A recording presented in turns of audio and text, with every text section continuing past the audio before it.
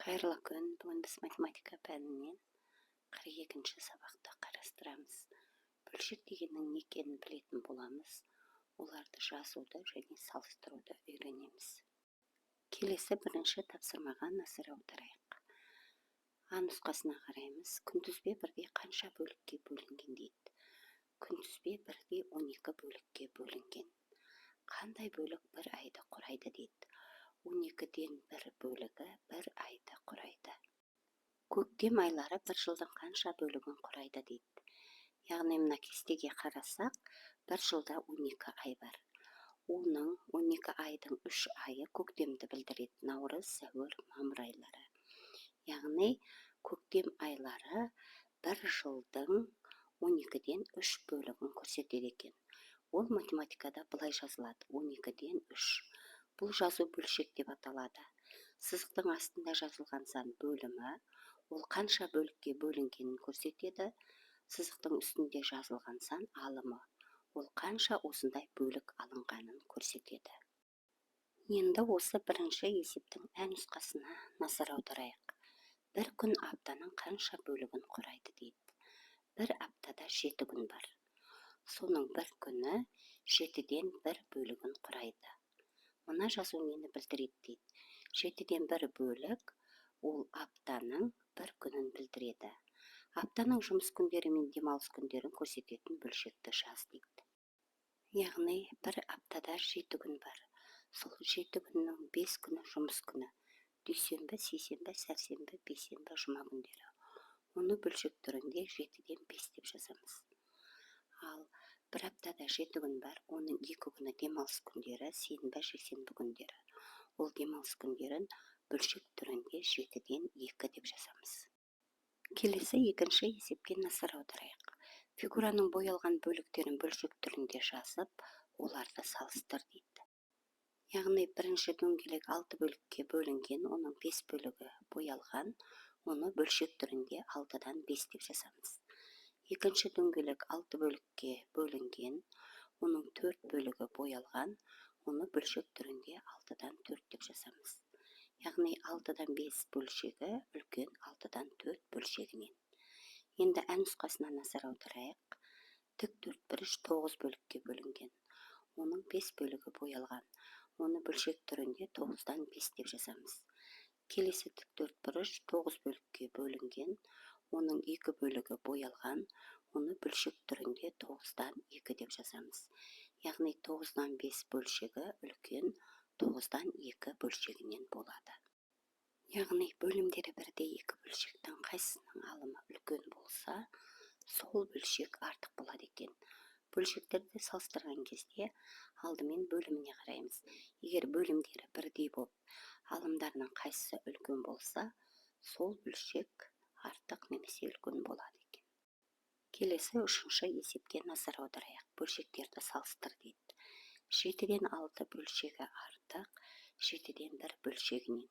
Себебі бөлімдері бірдей 7, ал алымдарында 6 бірден артық. Келесі 10-нан 3 бөлшегі кем 10-нан 7 бөлшегінен. Себебі бөлімдері бірдей 10 болып тұр, ал алымдары 3-7-ден кем болып тұр. Келесі 17-ден 13 артық 17-ден 4 бөлшегінен. Себебі бөлімдері бірдей 17, алымдары 13 4-ден артық. Келесі 12-ден 9 бөлшегі артық 12-ден 5 бөлшегінен. Себебі бөлімдері бірдей 12 деген сан, ал алымдары 9 5-ден артық болып тұр. Келесі төртінші есепке назар аударайық. Бөлшектерді жаз дейді. А нұсқасында өсу ретімен жаз дейді. Яғни 9-дан 1, 9-дан 3, 9-дан 7 деп өсу ретімен жазамыз. Өсу ретімен жазу үшін кішкентай бөлшектен бастап үлкен бөлшекке қарай жазамыз.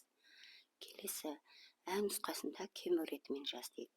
Яғни үлкен бөлшектен бастап кішкентай бөлшекке дейін кему ретімен жазамыз.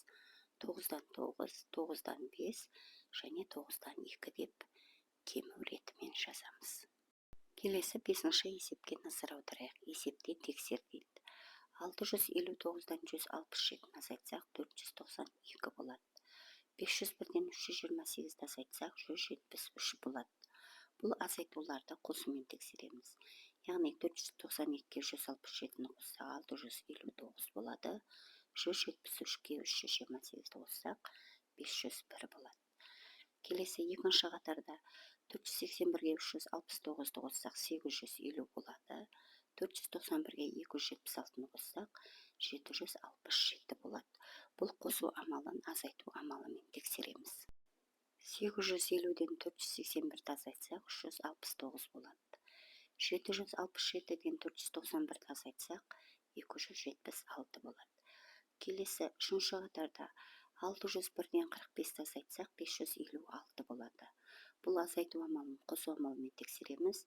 556-ға 45-ді қоссақ, 601 болады. Келесі 27-ге 156-ны қоссақ, 183 болады. Бұл қосу амалын азайту амалымен тексереміз. 183-тен 27-ні азайтсақ, 156 болады. Келесі 1000-нан 459-ды азайтсақ, 541 болады. Бұл азайтуды қосу амалымен тексереміз. 541-ге 459-ды қоссақ, 1000 болады.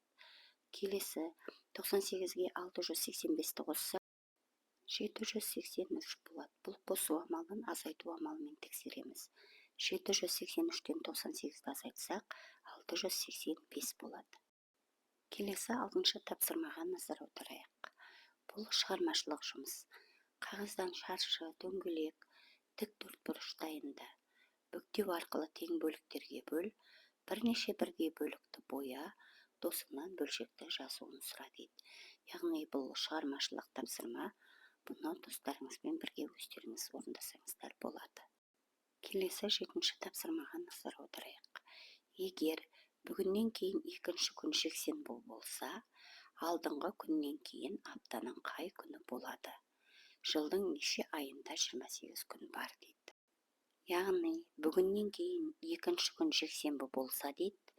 Бүгіннен кейінгі ертеңгі күн бірінші күн ол сенбі, екінші күні жексенбі болса, онда алдыңғы күннен кейін аптаның қай күні болады дейді. Алдыңғы күні аптаның 5-ші күні жұма болады. Одан кейін алдыңғы күннен кейінгі күн сенбі, яғни аптаның 6-шы күні болады. Келесі жылдың неше айында 28 күн бар дейді. Бір жылда 12 ай бар. Сол 12 айдың бір айында 28 күн бар. Ол ақпан айы екен. Достар, бүгінгі сабағымыз ұнаса, осы каналға тіркеліп лайк басып, пікір білдіріп кетуді ұмытпаңыздар. Сонда келесі сабақтың есептері, жауаптарымен сіздерге көрініп тұратын болады.